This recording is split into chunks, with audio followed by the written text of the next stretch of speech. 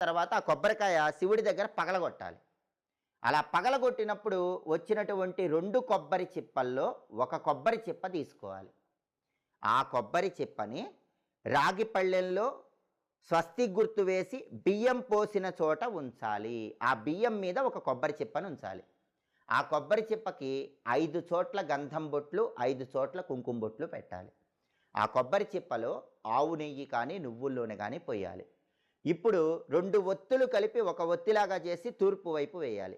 మళ్ళీ 2 ఒత్తులు తీసుకొని ఒక ఒత్తిలాగా చేసి ఉత్తర దిక్కు వైపు వేయాలి. మళ్ళీ 2 ఒత్తులు తీసుకొని ఒక ఒత్తిలాగా చేసి ఈశాన్యం వైపు వేయాలి. అలా 2 ఒత్తులు కలిపి ఒక ఒత్తిలాగా చేసి అలాంటి ఒత్తులు తూర్పు వైపు ఒకటి, ఉత్తరం వైపు ఒకటి, ఈశాన్యం వైపు ఒకటి ఆ కొబ్బరి చిప్పలో ఉంచి ఏకహారతితో గాని, అగరబత్తితో గాని వెలిగించాలి. దీన్నే నారికేళ దీపం అనే పేరుతో పిలుస్తారు. ఈ నారికేళ